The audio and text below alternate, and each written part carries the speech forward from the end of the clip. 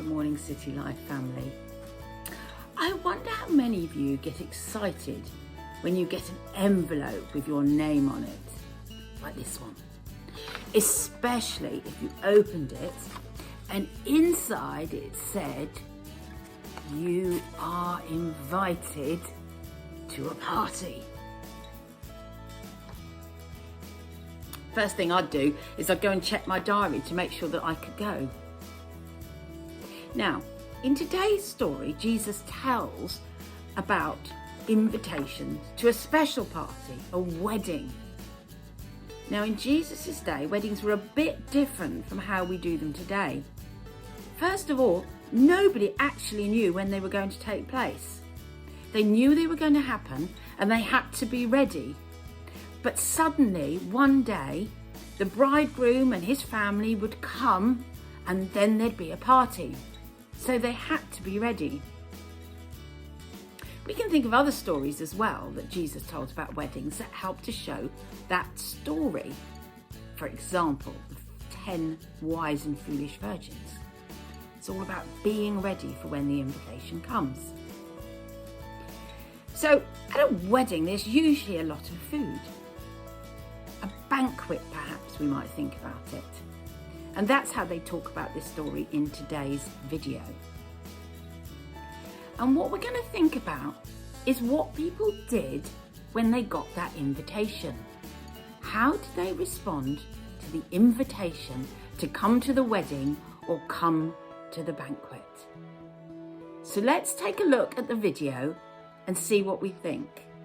And adults, you might like to read the passage in Matthew 22, 1 to 13.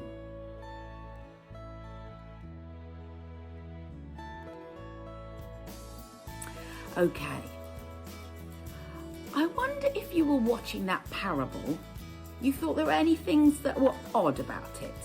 Because we're told that when we're reading the Bible, sometimes the things that we find a bit strange or a bit different are the very things we need to pay attention to in order to understand what's going on. So when I listen to this parable, I always think it's very strange that those people who were invited all made reasons not to come. Because if you're like me, it's great, isn't it, when we get to go to a party? Now, when Jesus was telling the story, the people he was talking to were Jews like him. And he was saying quite often to these people, God invites you to be part of his kingdom and part of what he's doing, but you find that there are other things that are more important than responding to what God says. And so then the banquet owner tells his servant to go and invite everybody in.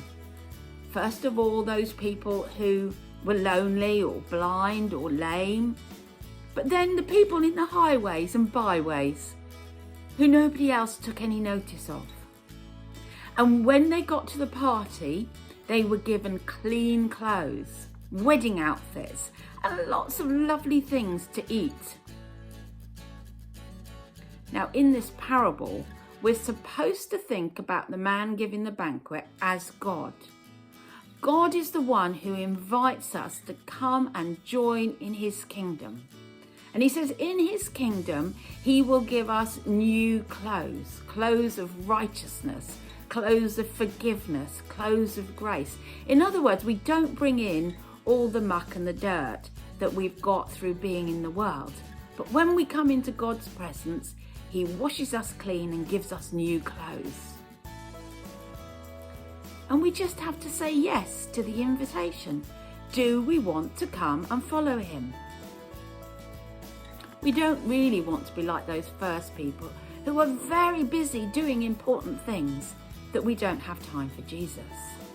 And so I think the lessons that I take from this parable are that I need to make sure that I make time when Jesus invites me to come and be in his presence, that I make the time, that I make it important to pray and to worship and to read my Bible.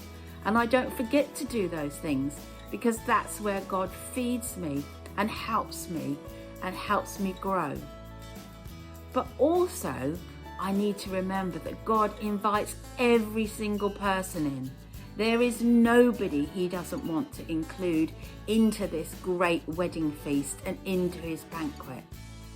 And so I need to look out as well sometimes and think about who are the people that I can help include into the wedding feast.